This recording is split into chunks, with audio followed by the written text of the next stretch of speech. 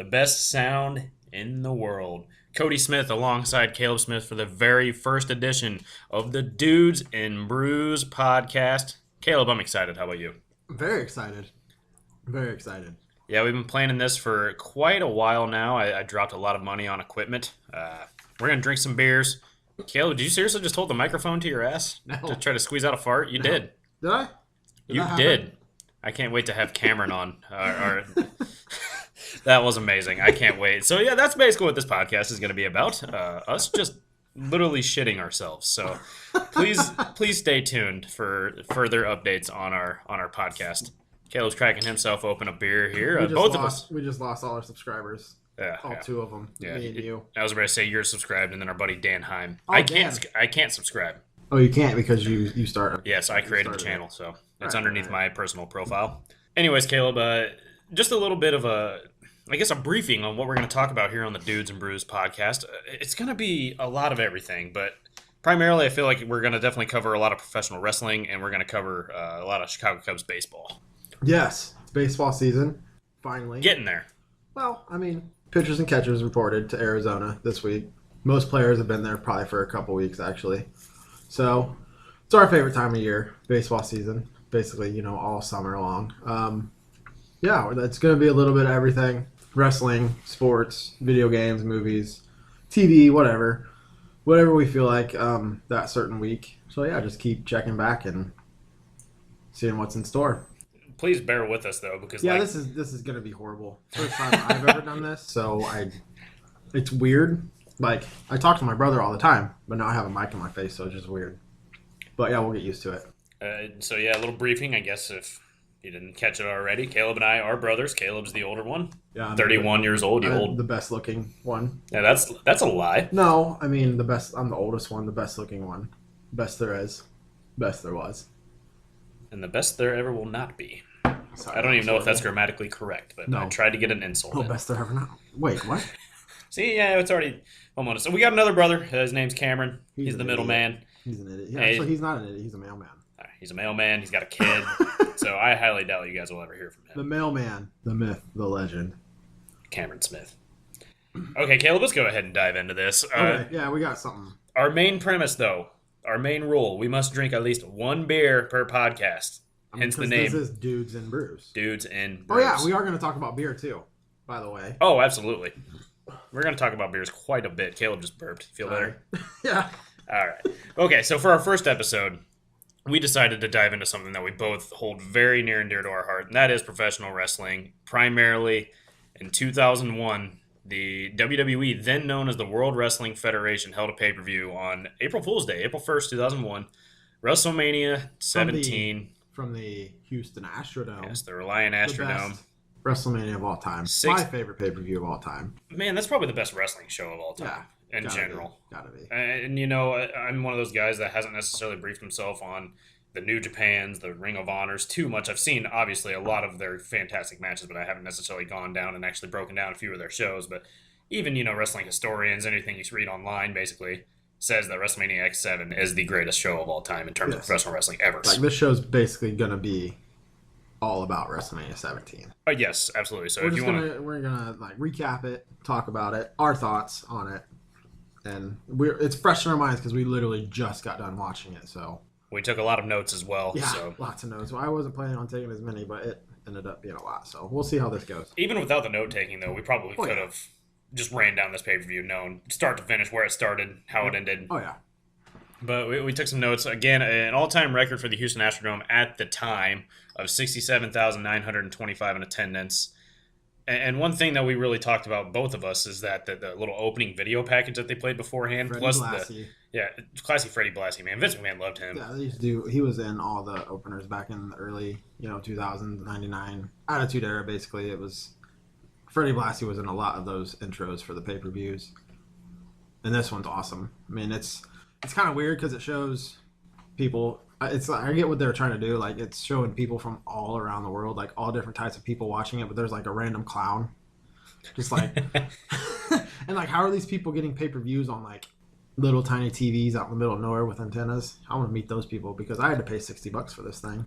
Yeah, and nowadays, I don't know how much it was back then, but now they're Yeah, How much are they? Well, actually, no, they're only $10 a month because hey, they're not doing $9.99, baby. Yes, $9.99. But yeah, I want to actually ask you about that. So you did watch this live, Yes. with you and a few buddies. Yeah. What was Super like? young. I was like 7th grade, maybe. But what was the experience like watching that? Blown away. Yeah. It was just like because I didn't start watching till '97, and they did have a dome show then, but that was in January, the Rumble, because the main title match was Sid versus Shawn Michaels. That was Shawn Michaels' homecoming in same place. It was Texas. It was, I don't think it was Houston, but I think it was the Alamo Dome. Actually, I don't know. Okay. That doesn't matter. But yeah, I had never really seen a big show because they, the Manias before this one, it was all arena shows really. So the crowd was just massive, and for some reason, since then they've done bigger shows, but this crowd always just looks massive. Like the Alamo Dome just looks awesome. The way it's lit up, the way the crowd's lit up, it's just like if they show a couple shots of the top and there's like window panes or whatever that are lit up, it's freaking awesome. The place looks awesome. Awesome little place for a wrestling show. And one thing that we also talked about too, the opening video package, and then the pyro hits. My way. Yeah, pyro. What a thing of the past, I guess. The past 2 years, WWE hasn't even done it. But like my notes basically, the first 5 notes I have: Freddie blasting their opener is rad, pyro's rad, set is rad, Astrodome is rad. Oh, and there's 6 titles on the line, so it's a big show. At 11 matches too, and nowadays, you look at the WrestleMania card, especially this past year's at 34, they had 14 matches, but 3 of which were on the kickoff show, and then in 2001, they'd have matches on like and Sunday now they're night. 7 hours long, so yeah, they're also 7 hours long. But Sunday Night Heat in the 2001 might have had a match or 2, so really this is probably a 12 or 13 match card, but 11 matches on this pay-per-view card, and it opened with Chris Jericho versus William Regal with the Intercontinental Championship on the line, and that was a good little fun, fast-paced, quick match, but man, the crowd was on its feet from start to finish of it, and to me, this is where Chris Jericho really started lighting things up in the WWF. In 2000, he had that little spat with Triple H where he took the title on an episode of Raw, and then Earl Hebner overturned his decision, and the year 2000, he feuded with China. He had that big feud with Chris Benoit. He feuded by himself over the Intercontinental Championship. He had a ladder match with himself at the He who Royal shall Rumble. not be named, which he will be on this show later. Chris Benoit. I think right here is where Jericho really started hitting his footing. But one note that I took, and I only took a couple notes here, sometimes it's really easy to forget how good William Regal was as a heel. Yeah. He was just annoying. His faces were amazing. He was so good at just getting under your skin and just being that narcissistic prick that it takes to become a really great heel. And he's one of those guys I look back on fondly. And him and JBL, really, that was during my childhood, especially when JBL had his WWE title reign. Regal and JBL, when I grew up, started actually diving into it, those two were like the kings of the heel to me. They were so good at it. They were so good at just on a dime making people boo them out of the building. Regal was definitely hated, and he was also the commissioner at this time, I believe, the commissioner of the WWF brand. There was an awesome little thing going back in the video package before Jericho pissed in William Regal's tea in his office, which is hilarious to go back and see just some of the things that they used to get away with. Nowadays, they'd be raked over the coals for. So it's a different time, but definitely an awesome little opener. Y2J actually wins with the Lion Salt. It probably was like a 10-minute match, but a good little opener, get the crowd going. The crowd was hot all night, so they didn't really have any trouble getting the crowd into it. And that's something that we talked about too. An opening match is just to get the crowd going. It's not supposed to be this thriller of a match, and I think that was the perfect match to do it. No other match on that card really, to me, would have been a better fit for that opening spot. Yeah, a cool little thing too. Back then, I have this written down like several times, but the flash bulbs, it's insane. Yeah. Like it adds so much to a match. Like, when Jericho went up and hit the Lion Salt, just 60,000 people flashing their camera at the same exact time. Like, you won't get that nowadays, but it's awesome. Like, it's just one of my favorite things to see at these older shows. So, and here's another thing we're going to do with everything that we talk about on this show. So when we're rating wrestling matches, when we're rating pay-per-views, when we're rating South Park episodes potentially, we're rating songs, we're going to do it on a beer scale. So 1 beer, whatever. It's actually at least got a rating. And then 5 beers, it's excellent, outstanding, it's perfect. So from 1 to 5 on the beer scale, Caleb, where do you rate this match? 2 beers. I give it 2.5 beers. I like you said, it wasn't a fantastic match. It was a flash in the pan, really kind of all of a sudden finished, but a good opener. Let's move on to match number 2. Yes. The APA, which was Bradshaw and Farouk. Huge baby faces here. Bradshaw started off with a pretty killer Awesome promo backstage. Yeah. This is Wrestlemania. Talks about everything Texas. Nolan Ryan, just whatever else. I don't know. He talked about a bowl at one point, I think. So, yeah, it was actually a really good promo. Got the crowd going. He had a line in there, too, that's always stuck with me as well. This is WrestleMania. Heroes are going to be made. Legends will be created. And asses are going to be kicked. I believe it's something along those lines. Mm-hmm. That gets you pumped up, too. The crowd had a big pop during that. Jacqueline was with him. Farouk was pumped up. They're hitting beer cans all over the place. Anyways, they teamed with Taz to take on the Right to Censor. And right here, too, this was the height of the heel just Right to Censor being annoying and pissing everybody off. The Right to Censor, this actually might have been the greatest time of Steven Richards' career. Being that mouthpiece of the Right to Censor, he was so good in that role. He was. It was a nothing match, but it got 6 guys, 7 including Jacqueline, on the card. Bradshaw ends up winning. He hits Good Father at this time with a clothesline from hell and gets the pin. It was a few minutes. Like I said, a nothing match, but just to get them on the card. Plus the Texas boy got the pin. So, and the one thing I also wrote down here between this match and the following match, there was a little ad for their sponsor, which was Snickers Cruncher. And I just remember as a 5-year-old, 6-year-old kid at this time, that was their sponsor for everything. That and Stacker 2. Literally everything.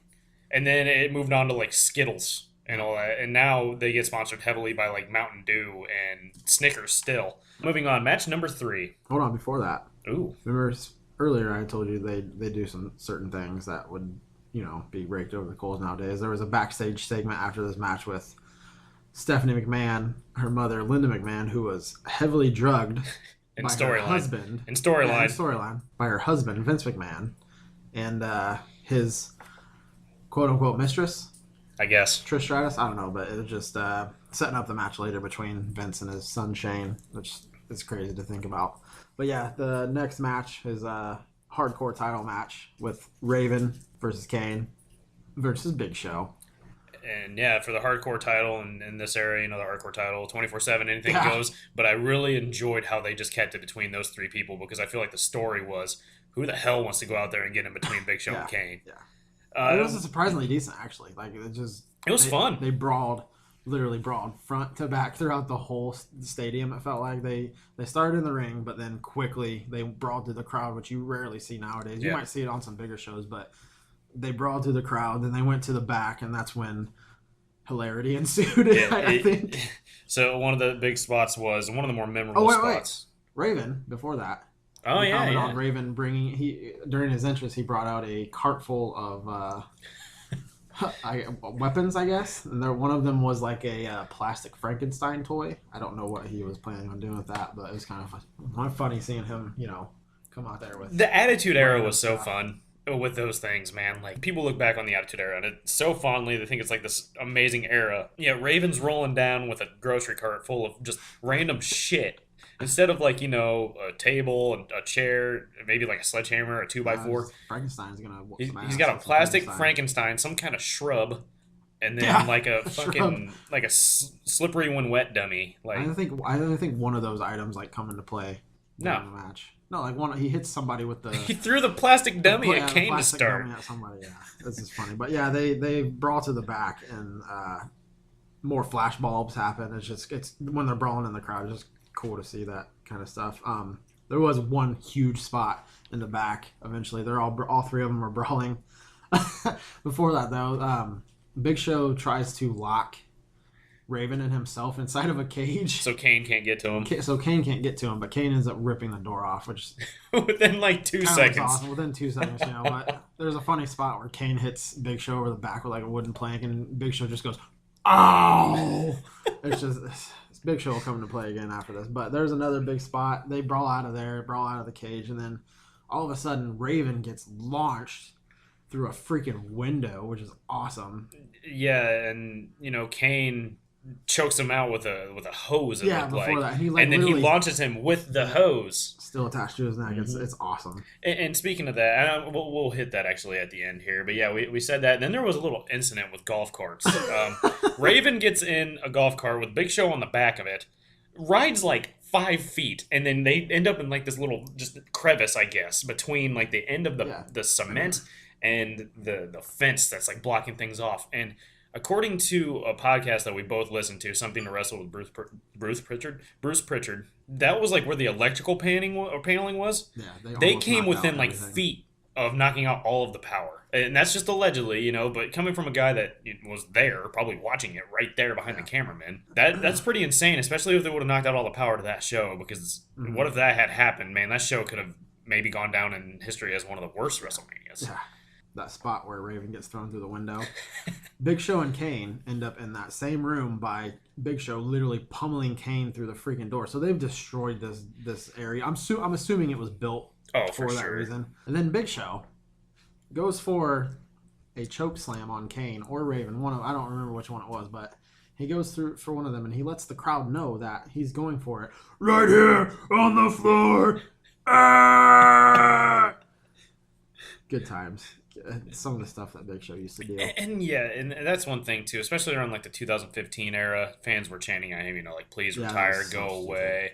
Especially with that whole Authority storyline, Royal Rumble 2015. That's another story for another time. But man, when you look back in retrospect, Big Show has been really, really good and really entertaining when he wants to. When he knows when he needs to do it, he has been a gold mine to the WWE.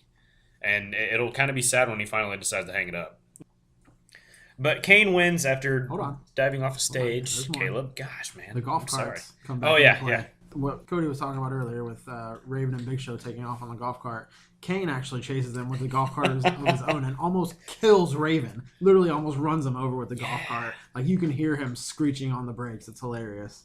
Just a shit show. Yeah. But, it's a fun shit show. Big Show picked up Raven to gorilla press him off the stage, and then Kane gave Big Show a big boot. Off they both went. Kane with a freaking elbow drop off the stage. I thought that was innovative instead of him ending the match with like a choke slam. Pretty awesome. Yeah, Kane wins the hardcore title. And one of the first notes I took, though, on this, or first two notes. One, Kane is a freaking physical specimen here. His ring attire was awesome during this. He looked awesome. This was the coolest Kane, probably. Jacked. But, yeah, he was just insane. This was also, it was cool hearing Fink say, and new! Like, I miss hearing that, too. Yeah. The new hardcore champion, Kane. But yeah, right here too, I put someone just doesn't belong here on my notes. And I didn't watch any of the build up. Like I watched all this stuff younger, week in, week out. But I just watched today the pay per view. But Cody spent some time watching the build up. Well, and one thing too, one of the better pay per views in my opinion ever is Royal Rumble from 2001. And that's when Kane went on a freaking tear and eliminated 11 people. I believe he started number 5. And then he went to all the way down until the final 2, and then he got eliminated by Austin. But they built him up so big there. And then, heck, the Raw before WrestleMania, it was Austin and Rock versus Kane and Undertaker, in which case Austin and Rock won. But still, I mean, you have him main eventing. He's in there with the 2 main eventers and then the co-main event with Triple H and Undertaker. And, yeah, he's in a triple threat match for the hardcore title on the pay-per-view. That's just my opinion. I mean, he ended up going on to pretty big things eventually in his career, but that's kind of just where people kind of get lost in the shuffle sometimes when WrestleMania rolls around, unfortunately. You get built up, and then they don't have a place for you, so you're kind of down the card. So we'll move on. Oh, actually, no, beer scale. I got two beers. Yeah, 2 beers. Fine. I think that's pretty good. We move on. We see Edge and Christian with Kurt Angle backstage, and Kurt is like furiously watching himself being tapped out by Chris Benoit. Super serious Kurt says he did not tap. Yeah, that'll come into play later. That's one thing, too. I think that was where they were just so desperately trying to build towards that match because it was a 6-day build. They literally booked that match built that week. But in match number 4, we've got Eddie Guerrero versus Test for the European title. Perry Saturn's hat rules. And Perry Saturn's wearing like one of those big like tube hats that used to be in style in the early 2000s. Eddie's mullet rules as well. He's still rocking the mullet. Somewhere in heaven he is. But yeah, and speaking of that, this is so sad to watch because this was only 18 years ago. Yeah, both Eddie and Test are not here anymore. So. Yeah, they're both dead. They both died in the mid-2000s. Actually, Test, I believe, was 2009. He was not an active competitor on their roster anymore, but Eddie was. He was in the height of his career.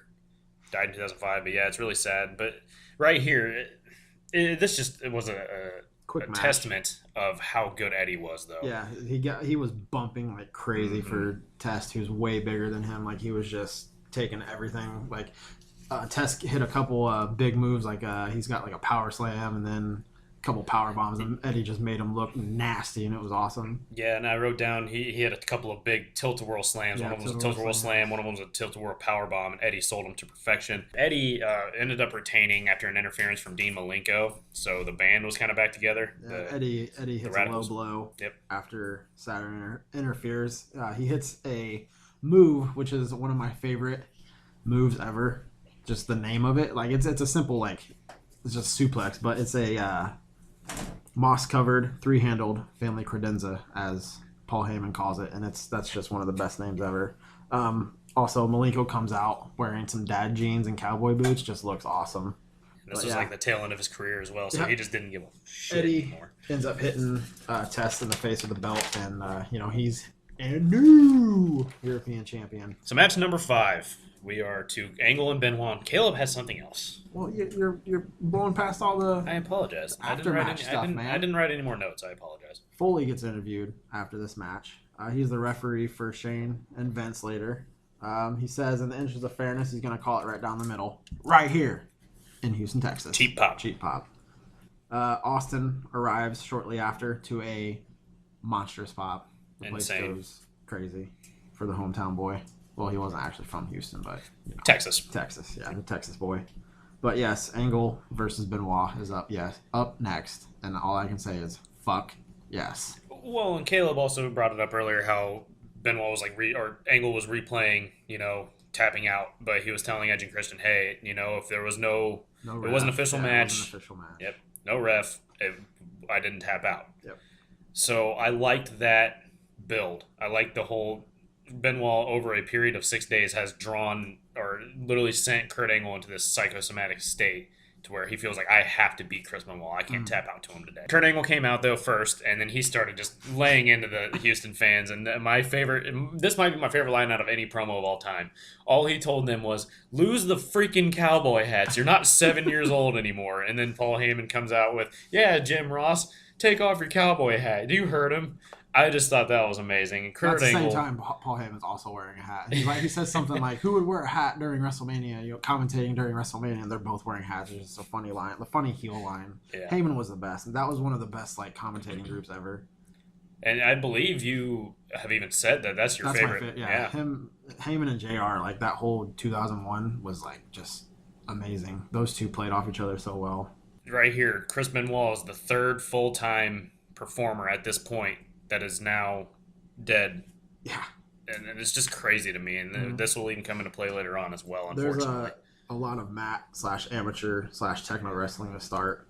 They're both just trying to one-up each other. And it's just, the crowd is applauding every time they stop to kind of, catch their bearings. It's awesome stuff that you were not seeing at this time. And you don't see it anymore either. The amateur background guys going at it, the technical wrestlers doing their thing in that respect, and then slowly building towards the sports entertainment style later on in the match. You don't see that anymore. You see Benoit out wrestle Kurt, and you can just see Kurt get visibly upset more and more.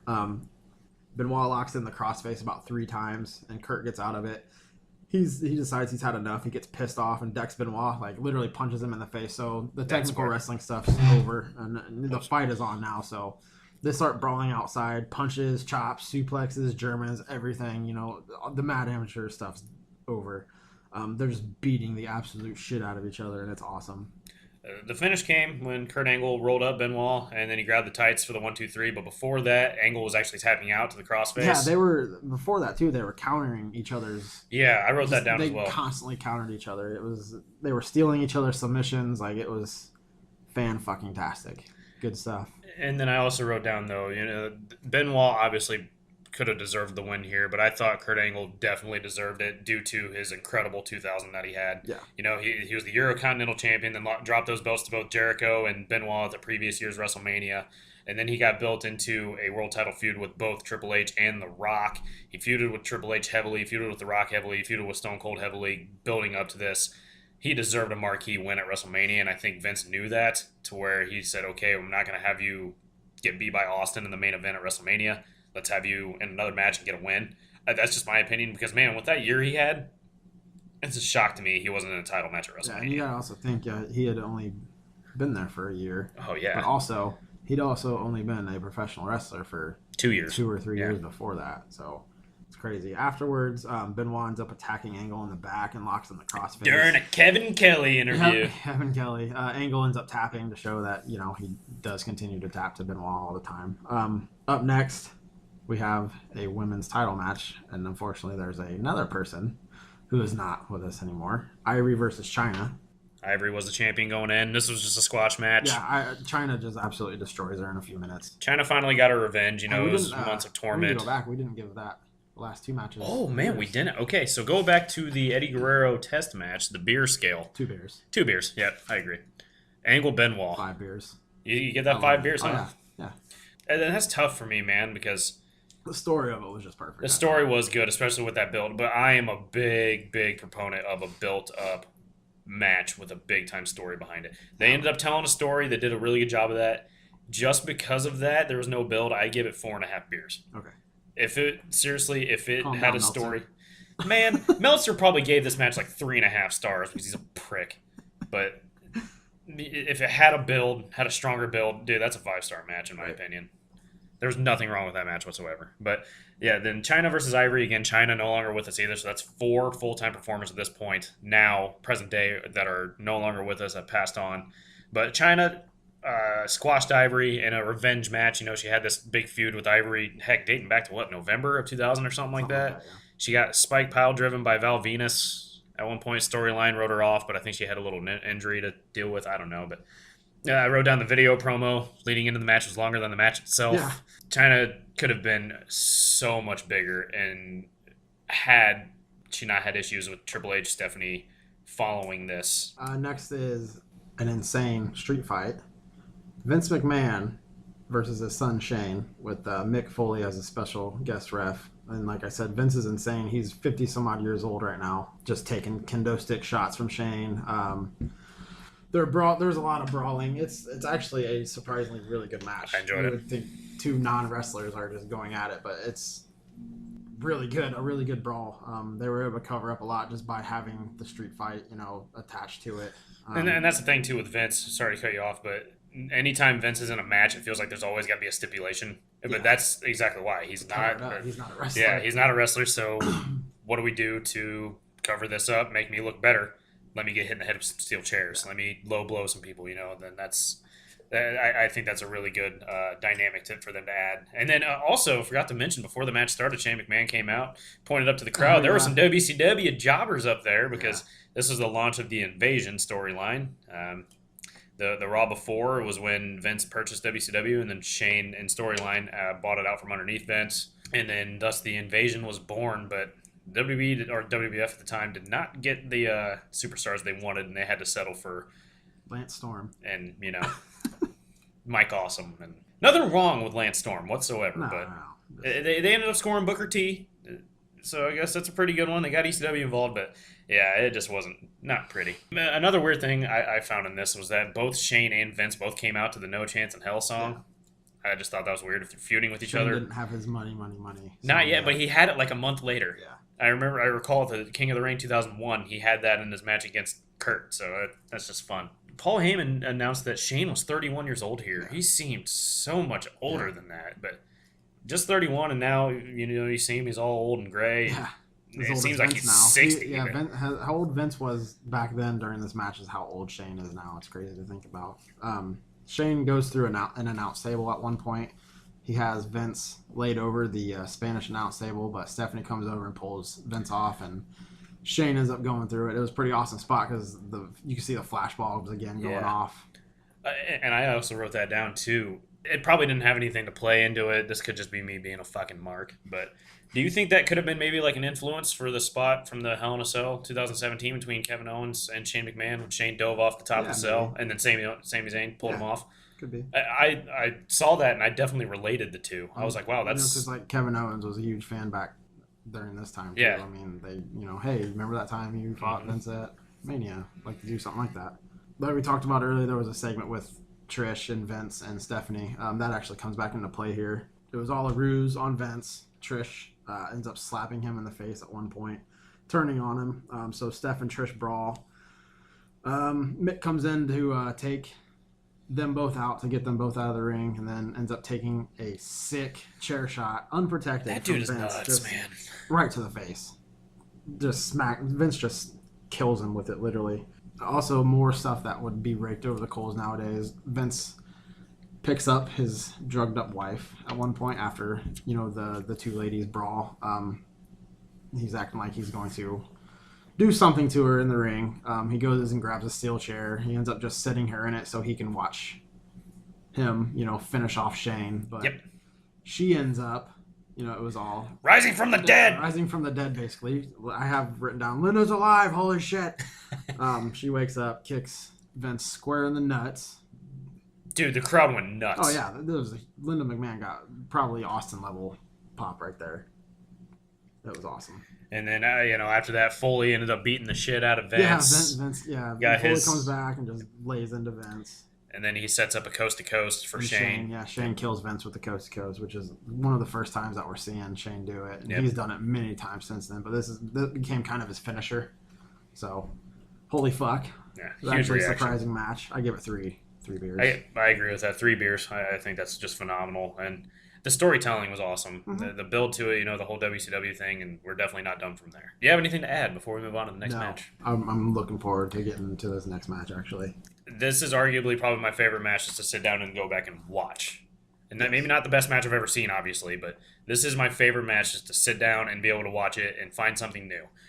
The second tables, ladders, and chairs match in history at this point, the Hardy Boys versus Edge and Christian versus the Dudleys. For the third time, these 3 teams in a year are facing off. For the World Tag Team titles, the Dudleys are the champions at this point. The Edge and Christian had won the 2 previous matches, the Triangle Ladder match at WrestleMania 2000 and the TLC match at SummerSlam. Dude, what a freaking match, man. Yeah, And- I to start off, I just have holy fucking shit. Goddamn, I love this show so much. It's so good, and you see some of these matches: China versus Ivory, the 2 McMahons facing off, Eddie Guerrero versus Test, the APA right to censor match. There's some matches on here that it's like, how is this the best WrestleMania of all time? But then, man, it's those just matches delivered too. yeah, they it's weren't just so horrible. good, and the right matches were given the time. The matches that didn't need the time weren't given the time, but they delivered in that the time span that they had. Yeah, there was really so much to talk about with this match. I have listed memorable spots, and then I just listed some memorable spots. So if you just want to go through that, the first real big one was a nasty powerbomb where Bubba delivered a powerbomb with Jeff through Edge, who was also laying on a Thrown table. on a table. Jeff smacked his head. Literally landed all head on Edge's body, so I don't know how he was not concussed. That was disgusting. Bubba also nails Matt in the head with a ladder. That was Just- nuts. Oh And the my- ladder was set up too. It wasn't like he had this ladder folded up and he was carrying it and hit Matt. This ladder was folded out and he just drilled him. Drilled him right in the face. It was disgusting. Dudley's did one of their signature moves, the was up or Yeah. whatever, when they hold Yeah, an opponent's legs up while Devon just a nut shot. jumps and drills him in the nuts. But that the was up chant and then Bubba telling Devon get the tables. Yeah, massive. Those are massive 2 of the pops. biggest, most over lines in wrestling history. It's insane, just the simplicity of them and how much they caught Yeah, on. there's also a spot where I think all 6 of them. All 6 are climbing. Yep, I've got it written down So too. it's the big spot where all of them are trying to fight for the titles, like during the middle of the match. And you see Christian fly off of a ladder as it gets pushed over, and he goes over the ring to the outside and just takes a sick. But I don't know how he didn't break his legs. Hey, dude, he didn't even touch the ropes at No. all. Just cleared the ring Fine, completely, done, dead on the outside. And then to add insult to injury, here comes little 140-pound Spike Dudley. Dudley rolling down the ring here. Comes out, and then I can't remember what he calls his finisher, but it's just logistically a running bulldog. Yeah, it's a bulldog. But Through a he table. delivered it from the Flash rope. bulbs again. Yeah, from the top rope to the outside to Christian through a table, Yeah, Christian is getting just annihilated here. getting his ass kicked. Out And- comes Rhino too.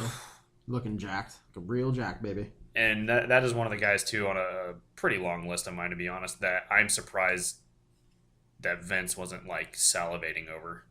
And it probably was, like, his mic skills or whatever. I just don't understand how Rhino, in all honesty, wasn't a world champion. But then here comes Lita to a hell of a reaction. Yeah. So all three teams have someone in their corner at this point, and Lita's drilling people with her and Karanas, just going nuts. She hits a Rana off the top rope, yes, which is insane. That was one of her finishers. And then she hits a little spike with a chair. Yeah, annihilates him with a chair. Unbelievable how they were able to get away with those chair shots. Yeah.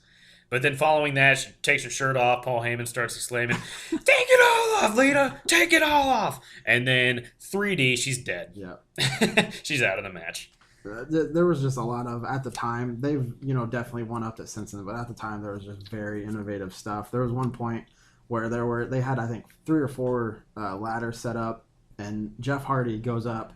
He grabs onto the turnbuckle, walks up to the turnbuckle, tries to go from the turnbuckle to one ladder, step onto another ladder, step onto another ladder, and so on, and trying to, walk like across a tightrope. Like walking on them like a tightrope, trying to get to the tag titles to bring them down.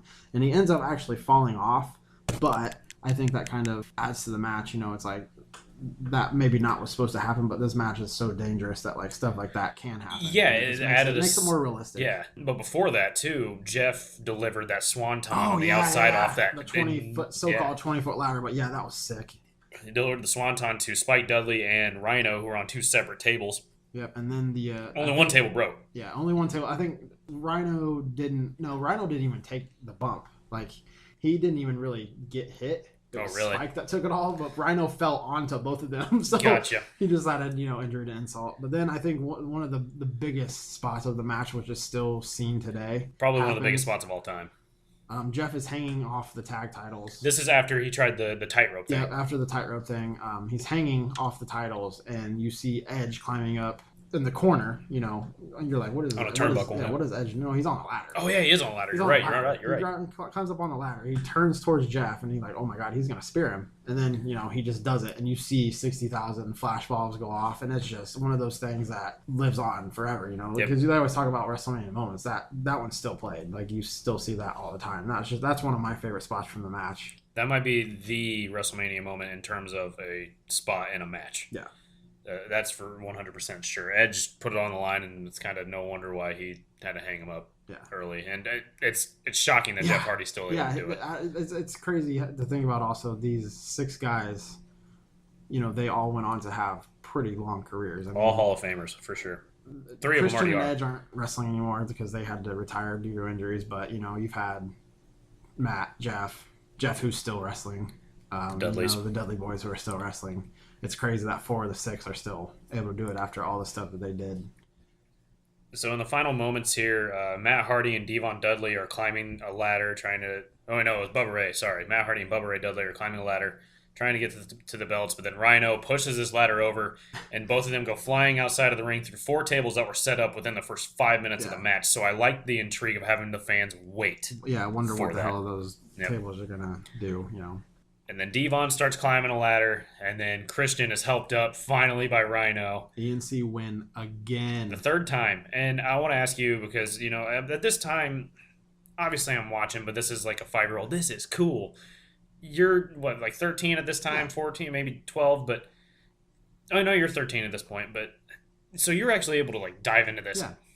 At this time, were you kind of mad that Edge and Christian won all these matches? I hated Edge and Christian. But just from like a booking standpoint, did you? And that's what it's supposed to be. But did you feel like each team should have won one of those, or in terms of storytelling, was it perfect to have Edge and Christian win? No, it was perfect because Edge and Christian were like literally the most hated tag team, and they were they were the best at that time. So they had to keep winning to show that they were the best. Yeah, in retrospect, it would have been cool, obviously, to see each team have a win in one of those matches. Yeah, but when you look back on it, it's like it's pretty cool that Edge and Christian, and then you're able to tell the story later on that Edge was undefeated in ladder or TLC matches and all that. So between this and the match number 9, do you have anything to add? 5 beers. 5 beers, 100%. I'm not even going to hesitate. That's probably going to go down as the greatest multi-man match at WrestleMania history. So match number 9, it will definitely breeze through. I wrote down that this is a piss break match, but at the time... Before that, Fink comes out to announce. They always do this at WrestleMania. They announce the crowd. It was a record breaker for at the time of 67,925 fans for the Astrodome. It's kind of cool. It's cool seeing the Fink. I miss that guy. Miss seeing him. Oh yeah, Howard Finkel was awesome, man. So here comes Mean Gene Okerlund, which is guilty sad. pleasure of mine. This gimmick battle royal. But I still wrote down piss break, because it's a fun match. But if you want to go to the restroom, you got to come down after that. Yeah. TLC match. Yep. And so here comes Mean Gene Okerlund. Again, another Rest in peace. Rest in peace. It sucked. He died about a month ago. And Bobby the Brain Heenan. We lost him last year, too. So at this point, commentating on this. Yeah, That's both awesome. both doing commentary. But right here, that's 6 people on this show that are dead at this point. Not done yet. So first out comes the Bushwhackers. Yeah, did you explain what this is? Yes, a gimmick battle royal. So a battle royal full of a bunch of different characters that have 80s, stupid 90s, 80s. gimmicks. Yeah, stupid gimmicks. Yeah, let's be honest here. It's all stupid. Just ridiculous. We're going to get into that. So here comes the Bushwhackers, who were incredibly over with the crowd, man. But at that time that they were performing, one it of was them more is of a... still wrestling nowadays. That's It's insane to think about. And then we have Duke the Dumpster Drosy. Okay. And then here comes Iron Sheik, who, friend of the show, Dan Heim. Hope to have him on. Friend of the show. Dude, he seriously thinks that he is the greatest heel of all time, and there's an argument for it. And because, man, there were threats, against some shows with him in it. That's old school heat. But that was old school heat, yes. That was, in my opinion, that's cheap heat. Just because he's foreign. He's from another land. So he's got to be a heel. I don't know. But he did a good job at it. Then comes Earthquake, John Tenta, dead. So there's 7 performers on this show that are dead. Goon, the weird hockey player. Doink the Clown, the original Doink the Clown, I believe Matt Bourne, is that his name? Mm-hmm. Dead. So there's 8. Was that Matt Bourne? See, I don't know. I have to maybe do some research on that, but if it was him, dead. And then comes Kamala, and the last I knew, he was in poor health. I don't know if he's still with us or not, but he was in some poor health. And then Repo Man, and then the greatest manager to have ever done it, James E. Cornette, Jim Cornette, motherfucker. And then Nikolai Volkov, man, he's dead too. He just died. Fucking wrestling motherfucker. If you listen to Something to Wrestle with Bruce Pritchard, you get it. But Nikolai Volkov, there's another one. So that's 9 at this point. That's just an unreal number to me. It's just insane. Especially, I understand some of these guys were older, but I don't know. Dude. Michael P.S. Hayes coming through. And then the One-Man Gang. One-Man Gang, the final 2 in the very first Royal Rumble. We got eliminated by Hacksaw Jim Duggan. Then here comes the Gobbledygooker, coming from the illustrious Guerrero family. That's Hector Guerrero. And then Tugboat. Hold on. I had Tugboat looking fucking jacked. Okay, he actually did. Jacked. He was like pumped for this gimmick battle royal. He's looking insane. And then here comes Hillbilly Jim. I have written down Hall of Fame disaster. Quick story. Last year we were watching the Hall of Fame speeches. He got inducted for some reason. Yeah, his Hall of Fame speech was just ridiculously long. Didn't need to be. We ended up going to the bar and getting drunk because of him. Brother Love, Bruce Pritchard. I love you. Fantastic. A great podcast too. And then finally, Sergeant Slaughter. Iron Sheik won to the dismay of Sergeant Slaughter, who came in. Yeah, sore loser. Yep. He came back in and comes in and locks the Cobra Clutch on Sheik after Get the nice dumps Hillbilly Jim. Get the nice face pop here. I don't know, man. That was kind of a heel move. That was like... Oh, no, it was a heel move. That was like Hulk Hogan at the 92 Rumble after he held on to Sid, after Sid dumped him. It's a heel move. How is that a face move? I don't get it. Can we move on from this match? Okay, so moving on. Match number 10. I don't know. I want to be heard. I'm just kidding. It was actually a decent match. It's fun. But match number 10, Triple H versus Undertaker, a really good... Biker Taker, yes. The Biker Taker that everybody seemed to hate now, but at the time, that dude was getting bigger reactions than Stone Cold Steve Austin. Yeah. Like Undertaker in 2000, 2001. He was getting on par. I wouldn't say on par. Okay, I'll say that. He was getting massive reactions, probably bigger than anybody's getting nowadays, other than maybe Seth Rollins. But hey, man, I was a huge fan of Biker Taker. Well, and people look back on it as such a stupid gimmick, but they loved it. I think after this, when it kind of got stupid when he turned heel, was kind of what people look down on. Early on in the match, they're brawling all over the place. According to WWE, this match hasn't taken place. Yeah, this match never happened for some reason. A few years later, him and Triple H locked up again at another WrestleMania, and they just failed to include this match. One thing that really stuck out to me early on, though, was Undertaker going for his old school move, which he grabs an arm, pulls up, goes up to the top rope, but he yelled it out. He yelled out old school, and I don't think that had ever really happened. I'd never really seen it, I guess. I think after that, the crowd started saying it after he would go for it, so I don't know. Yeah, Triple H countered it. So maybe that was kind of his thing. Go back? Yeah, good. This was one of the first times that Motorhead actually played Triple H's theme music. They played him down live, and it was awesome. This was one of like, I'm 13 years old. I don't know who Motorhead is because I didn't, they're way before my time, but they're actually one of Triple H's like favorite bands, and he's friends with them. So to see, that's kind of cool to think about. Have one of your favorite bands play your theme music. It's pretty sweet. Sick. Like it was actually a really cool performance too. And I think they did it a couple more times for him at WrestleMania. So. Oh yeah, I remember 19 they did. Yeah, one of the first times. I believe 21 as well. Undertaker got pissed off at a decision made by referee Mike Chioda, so he just gave him an elbow. And this dude was dead for 35 minutes. Yeah, Mike Chioda is out in the ring from a elbow drop to the back for 35 minutes. It was just an elbow drop. Not even from the top rope, just a little boom. Just a little elbow drop right to his back, and Taker fucked him up. And then, which case, no referee, which means Triple H comes to play. Here comes a sledgehammer. Triple H is. Hold on, you're missing a lot here. Damn, they brawled forever. Well, he brought the sledgehammer in before they went out and brawled. Yeah. Okay, my bad. But it wasn't used yet. But he brought the sledgehammer. Okay, so carry on. Triple H brings in the sledgehammer. They brawl some more. This with the ref out, this lets them go out to the crowd. There's more crowd. There's been a lot of crowd brawling on this show. This happened a lot in the Attitude Era. But yeah, it's awesome to see. The crowd just goes insane every time wrestlers go into the crowd. The flashbulbs go off.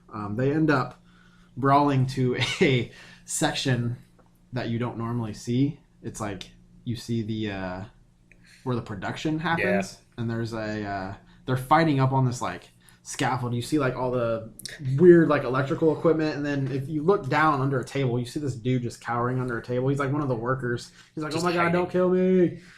These two behemoths are up there. Triple H are just beating the shit out of each other. This dude just cowering underneath the table. It's kind of funny. I pointed it out to Cody when we were watching. And yeah, I feel like that scaffolding, it might not have been. I think it was definitely the camera, the place to set a camera to get like it was like it was all the sound stuff too. Yeah. So I didn't think it was just built for that match, but it's something that we haven't necessarily seen ever again. Yeah. So it might have been, but and then one huge spot though, they were brawling up there, and then all of a sudden Taker and the camera did its magic with it. Made it look awesome. Yeah, there was a chokeslam from maybe 5 or 6 feet up, so it wasn't really that big of a drop. But the camera made it look like it was a 15-foot drop. Yeah. Taker chokeslam Triple H off of it. It looked awesome. Until afterwards, you saw. Well, before that, EMTs are checking on Triple H because they're like, "Oh my god, he chokeslam off the scaffold." But they replay it and you see that Triple H just fell on like some mattresses and stuff. But you see the EMTs checking on Triple H, and it's kind of funny because Undertaker's like, "Nah, fuck that," and he gets on top of the scaffold. He stands on top of it and delivers a leg drop onto Triple H as the EMTs are checking on him. And then that's when you see that there's just like foam and stuff. I mean, if you're able to ignore that, it's fine, but you don't want those guys out there jumping on. Oh, absolutely not. So you understand that what they're gonna do to protect everybody, but it's just kind of crazy. You see some of the ins and outs sometimes when it's a live broadcast. And this was about the beginning of people saying Triple H's reign of terror, blah, blah, blah. Hey man, Triple H during this time was awesome. But yeah, I think Triple H at all times was awesome. I mean, there were times when it's like, okay, come on. Fat Triple H in 2004 kind of stuff. Yeah, that's true. But he was bumping all over. He was making Undertaker look. And Undertaker's amazing, but he was making Undertaker look like $1 million. Yeah. But then, he was selling all of his moves, and then Chioda's still down. So then Taker goes for a last ride. Triple H picks up the sledgehammer with him, clocks him. I'm sorry. This is actually when Triple H hit him with a low blow. And then later on, they actually push the referee out of the way, and then Undertaker goes for the last ride. Triple H picks up the sledgehammer, boom, knocks him in the back of the head. So right there, everybody's like, "Oh crap!" I don't know if you notice, like every time I go back to watch this, I always notice it. I don't know if it was added in, but you can literally hear something hit. Yeah. Undertaker. I don't know if that was added in after or if it's actually. It's like a crack. Yeah, you hear a crack, and it sounds like Triple H is literally cracking Undertaker in the head with a sledgehammer. It's kind of cool. And then before that too, Triple H actually went for a tombstone, but Undertaker countered into a tombstone of his own, so there was no referee. It was kind of cool to look back on because 10 years later when they had their match at WrestleMania 27, Triple H actually did hit Undertaker with the tombstone. So it could have been Triple H saying, all those years ago, I didn't hit it. Here I did. Technically, this match didn't exist. They never. Wait a minute, they have not fought before at WrestleMania. This is it. Well, as soon as they said, what? Yes, they have. But yeah, after Triple H hit Taker in the back with the sledgehammer, he got a near fall after Kyoto with a little slow count because he was hurt. He took a massive elbow drop, man, to the back. Out for an hour. And then Triple H threw a little bitch fit in the ring. It looked like Christian towards the end of 2001, early 2002, and he threw the temper tantrums. And then after that, I think Triple H just picked him up. Taker hit him with the last ride to cap a really awesome match. And Taker at this point now is 9-0. And this is about the first match that they really started to acknowledge the streak. They really did the next year against Ric Flair when he went 10-0. But here they at least acknowledge, hey, he's 9-0 at WrestleMania. Yeah. On a beer scale, that's definitely a 4 to me. You gave 3? Yeah. I enjoyed that match. I don't know. So, any comments before we hit the main event? No, I'm just here we go. Honestly, this is the coup de grace to a celebration, man. This is a celebratory pay-per-view. They just bought WCW. They're the big dogs now, the WWF is. They're on top of the world. Let's cap it off with the 2 biggest stars in our industry, potentially ever, clashing. Yeah. This is my favorite build-up to a match ever. Like, this whole build-up to this Mania match between Austin and Rock. It's my favorite match ever, favorite WrestleMania ever. It's everything about this is perfect. The promo package I want to talk about, because WWF was like big into partnering with Limp Bizkit at this time. They were literally one of the biggest bands on the planet. Yeah, this song, Undertaker had rolling. Yeah, this song is called My Way, and it fit perfectly. That video package. Yeah, it's the video. Just go back and watch this whenever you can, because the build up to it is insane, and then the video package with that song is just perfect. They do. I don't know if it was a week before, but JR did a sit down interview with. It Rock. Was the SmackDown before. So about a little over a week. Okay, yeah. So yeah. JR does a sit-down interview with Rock and Austin, and there's like a couple lines in there that are used. Austin at one point says, "I need to beat you, Rock. I need it more than anything you could ever imagine." And it just like every time he says that, it gives me goosebumps because I know the outcome of the match, and it's just like it's insane. Like that build-up, the promos were awesome, and that's why I love this match too, and the build-up to it as well, because again, it's something that you don't see. It's just 2 people wanting to be the best. It seems like every storyline starts like that, but then they have to add something. Oh, they said something about their family. They said, they low-blowed them. Title, like, more than that's anything. It. They just want to prove that they're the best. And that's what I was hoping for, like last year at WrestleMania when AJ Styles faced Shinsuke Nakamura. And it kind of went to that, but it didn't get personal like that. It was just Nakamura toying with AJ, whatever. But I just wanted it to be, I want the title. That's it. And this is perfect to me. And then there was a random stipulation added that it's no disqualification all of a sudden. Awesome. So, another note I have written down too. I love that belt. Yeah. That belt was it's one of my favorites. The winged eagle from I think it was 88 to 98 when they used it. And then honestly, my favorite title of all time is like the 2002 to 2005 WWE title. I love that belt, but that title's up there to me for sure. Because you saw, Austin held it. Rock held it, Triple H held it. It's Mick Foley.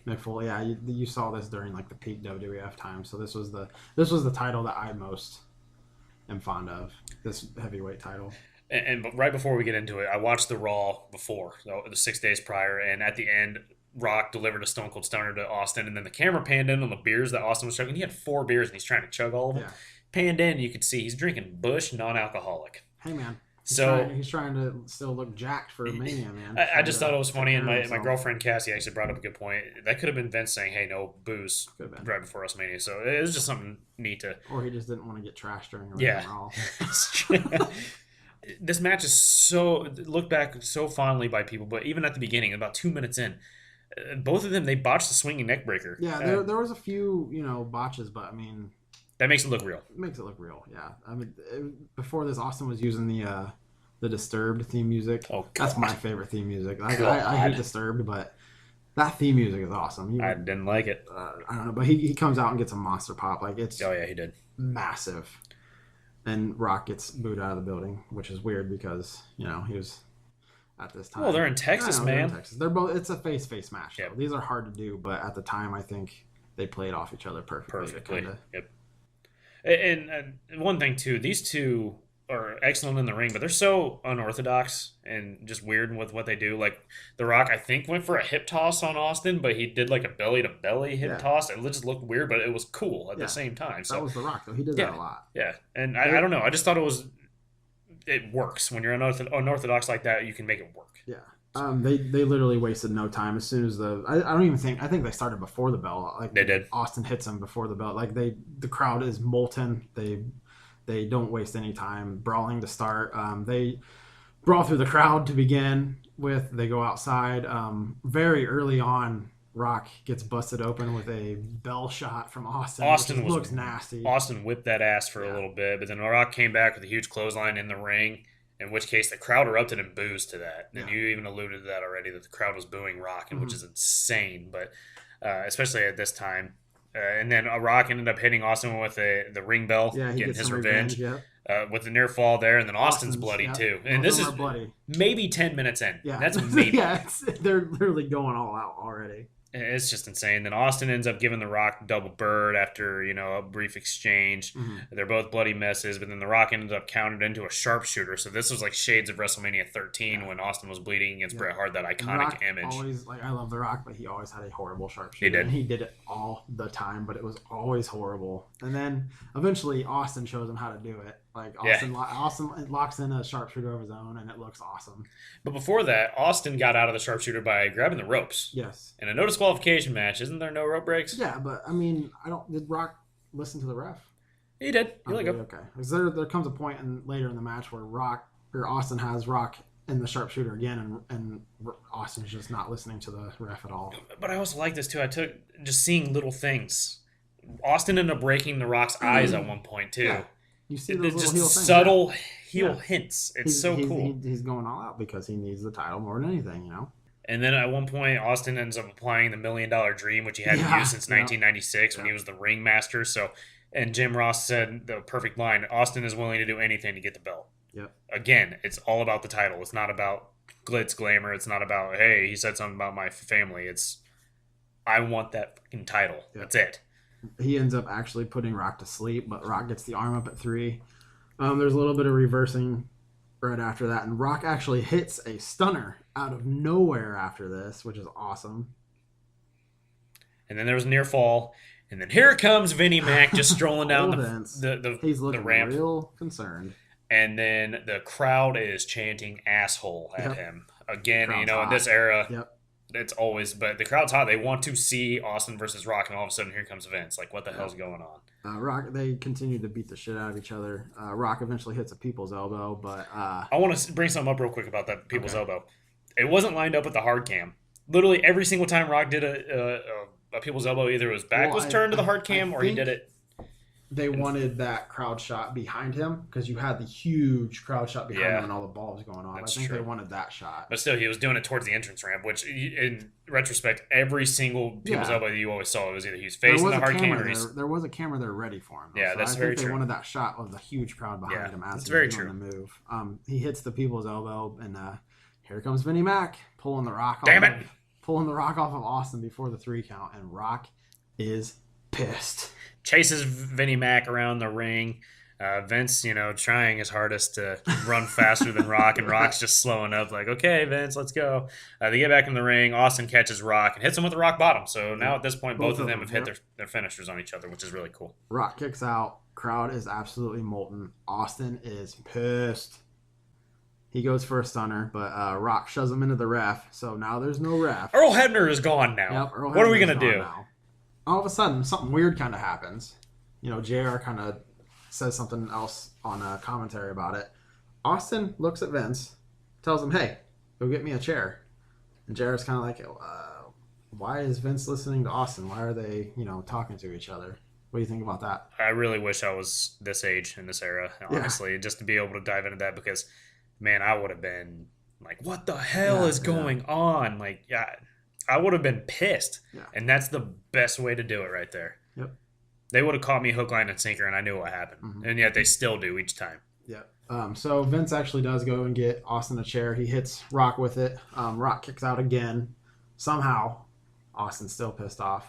So then he just absolutely annihilates Rock. He hits Rock. I think he hits him probably 13, 14 times with the chair, and pins him. He has sold his soul to Vinnie Mac. As JR said it to close out the show, he is shaking hands with Satan himself. Yeah. And what a heel turn, what a show, what a way to end it, especially in Austin's. That Austin actually regrets. Oh, yeah. Well, and I bet the WWE regrets it too, but they wanted to add that shock factor to the show.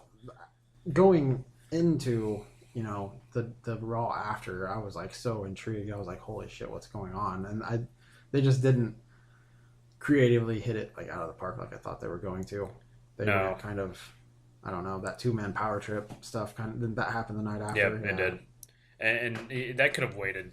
We could have seen maybe another match between Austin and Rock instead of the 2-man power trip thing. And I understand the Austin Rock thing is a money match. You want to save that for big occasions, but what's wrong with that happening in a Backlash, Yeah. And especially, maybe add like Undertaker or something like that. Make it a triple threat match. See where the 2-man power trip goes from there. Yeah. Or have like a fatal 4-way, add the 2 matches together so you have Rock, Austin, Triple H, Taker at Backlash. And then there, maybe Triple H helps Austin win the belt. So then there's the birth of the 2-man power trip. So I just would have liked to have seen The Rock get another shot after that instead of having the title match on Raw and Triple H screwing over Rock. Like, it was just weird. I don't know. I enjoyed it. But yeah, I do agree it was just weird. This match is easily 5 beers. It's 5 beers. My favorite match of all time. The story, like just going back and seeing that interview that JR did with Rock and Austin, and Austin saying, "Hey, I need this more than anything," and then seeing him do the one thing that you never see him do, align himself with Vince, to get the title back, is insane. The storytelling was awesome. There was a few little botches, but the storytelling and everything else in the match was easily 5 stars. My favorite match of all time. My favorite pay-per-view. This is the perfect show to me. Perfect wrestling show, and we discussed earlier on, there are other shows that maybe are in the running for being potentially the best WWE show of all time, but I don't think any show will ever come near this because it's such a celebratory show. It's such a dynamic. It's potentially the end of the Attitude Era. They just bought WCW, so the Monday Night Wars are over. It was, let's lay all the cards on the line. Let's go out there and just put on a freaking masterpiece, and they did. Every single performer, even if they had 4 minutes, or compared to 32 minutes like Austin and Rock had, everybody hit it out of the park. Everybody did such a wonderful job. And again, this is probably the greatest wrestling show of all time. My favorite pay-per-view as well. And definitely, for sure, the greatest WrestleMania of all time. Yes. 100%. And potentially had the greatest WrestleMania main event of all time. Yeah. Easily. And they actually went on to have another WrestleMania match. They had 3 Mania matches. I don't think the one at 19 was the main event. No, it wasn't. It was, up there, though. But, yeah, they actually technically main evented 3 WrestleManias, which is insane to think about. And, yeah, that was Austin's last match at WrestleMania 19. Yep. And then Rock ended up, he dropped the belt to Lesnar in 2002 and then built up to that match at WrestleMania 19. Had another match with Goldberg, and then after that, he really didn't come back into play until about 2011 when he had that feud with John Cena. Mm-hmm. 2 of the greatest of all time, and what a finish, and just what a show, man, from start to finish, just excellent. One more thing I want to throw out there. It was in the TLC match when Lita pulled Edge off the ladder. Yeah. Jim Ross on commentary said, "Lita's jerking Edge off," and then he paused. The ladder. Then we're going to end on that. That's just perfect. So, again, thank you guys for tuning in. Hopefully, people tuned in. If not, we just talked to ourselves for over an hour, so that's fine. Kaleb, any parting words before we move on? Not really. There's going to be more episodes. Yeah, there's going to be plenty more episodes. I can't wait to dive in more to this podcasting thing. It's something I've always wanted to do. I've always been interested in it, so I can't wait to do more. And, maybe we'll do, depending on how this one goes, we'll probably definitely do more shows like this. Absolutely. We'll do our favorite shows, but I would, they're not all going to be wrestling. I mean, it's going to be probably the majority of them. They'll probably we'll be like, oh yeah, we're going to talk about baseball today. It'll probably somehow turn into wrestling, but more than likely. Yeah, I'm looking forward to it. I can't wait. So yeah, look forward to new episodes. Again, we don't know. We don't have anything planned out yet. What we're going to do next, but we definitely have a plan of what we want to cover. We also need to come up with like a sweet intro and cool closing. Yes, we do. Eventually, we'll get there. But find us on YouTube, Dudes and Brews. Also on Podbean, if you didn't already. Dudes and Brews Podcast. You can find this episode. So for Kaleb Smith, I am Kody Smith. Look forward to more guests and more beers. And a reminder, always keep your beer cold right here on the Dudes and Brews Podcast.